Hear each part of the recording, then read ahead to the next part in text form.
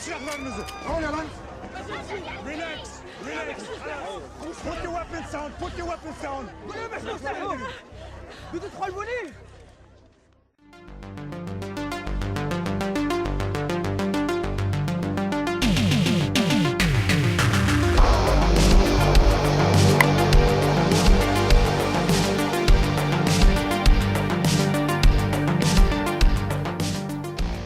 We are talking about Tom Clancy's Jack Ryan.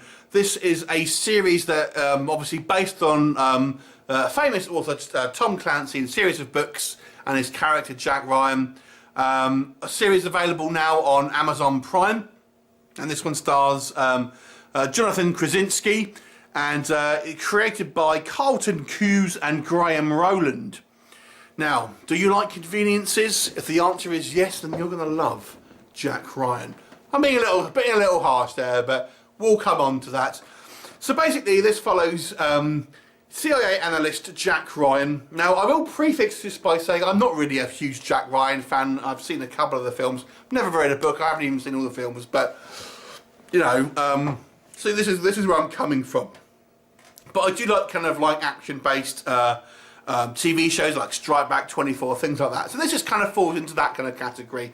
So anyway, Jack Ryan in this at least is a CIA analyst who was once in the Marines, and he basically uncovers a kind of a terrorist plot, and ultimately kind of gets thrust into the kind of the front lines with his boss to kind of try and piece together, find out what's happening, and obviously put an end to this this particular upcoming terrorist threat. It's obviously a very kind of vague description, but obviously I don't want to go too much into spoilers. So let's talk about what works and what doesn't work with Tom Clancy's Jack Ryan series. So the first thing, positives first of all, this has a great production value. I feel that actually is pretty cinematic to a certain degree, and it almost feels like you're watching like a you know, an extended film. The production value here is pretty good.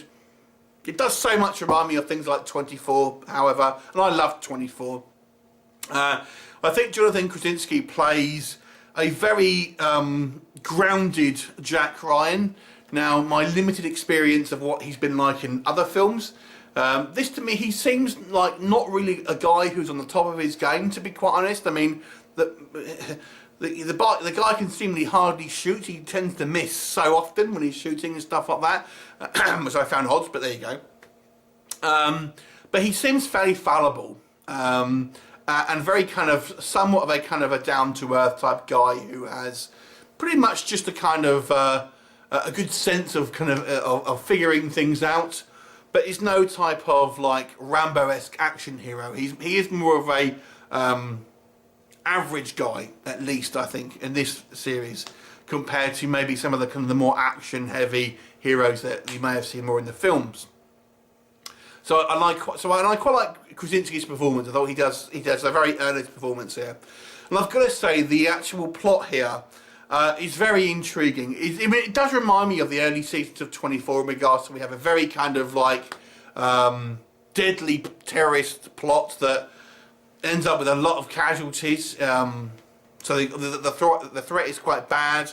It involves the kind of the president of the United States and stuff as well. And the plot is all kind of evolving as well. There's also, my actual favourite character was Jack Ryan's, I forgot the character's name, to be honest with you, but he's kind of, I don't know, manager, he's kind of like his one-up, he's kind of the guy who was in charge of him. He was definitely my favourite character, because he is just hilarious. His line delivery is beautiful. And he has this kind of like, this fantastic rapport with him and other characters as well. Greer, I want to say. Yeah, Greer, I think the character's name was. He was by far and away my absolute favourite character. But take nothing away from Jonathan Krasinski. But sometimes it's kind of more fun to have these kind of more OTT moments rather than your typically kind of leading man type. But I loved Greer. I thought he was an absolutely fantastic character. We also spend a lot of time with our kind of antagonist, our terrorist kind of characters as well. So you get a good sense of who they are and kind of where they're coming from and stuff like that, and they're giving kind of backstories and kind of motivations and stuff, and you know, we see that there's divisions within their camp as well. So, and there are some good action set pieces. Pretty much every episode has a pretty good action set piece. So what do not I like? Okay, so I have one major complaint with this series, and I told you at the beginning, the conveniences. The conveniences in this series are unbelievable. The way just things happen to kind of line up, and how the way certain things are. Just to give you one example, so we have our character Jack Ryan. He meets this girl, this woman, who just happens to be this specialist in Ebola viruses, and then when there happens to be an Ebola, you know, threat. Oh, what happens? Of course, the girlfriend gets involved, and he just, you know, so it just happens to be dating the exact person that ends up getting involved. But that's just one example. There are so many conveniences here, and I've got to say a few little plot points here that I just think, no, that wouldn't happen. How do I say this without giving? Just one example without trying to give everything away. So we have our group of terrorists, and then we have a member of their family. And they are literally given a means to communicate by the CIA. I'm thinking, come on, surely you wouldn't do that. I mean, it just seems like a massive oversight. I mean, I suppose a blunder like that could happen, but, you know, it just seems a convenient way for the characters to convey information to each other. So that's really my only real critique here, to be honest with you. It just becomes a little bit comical in regards to some of the kind of the ridiculousness that this kind of happens in regards to these kind of like typical kind of like action movie tropes and kind of cliches and kind of a few plot holes here and there.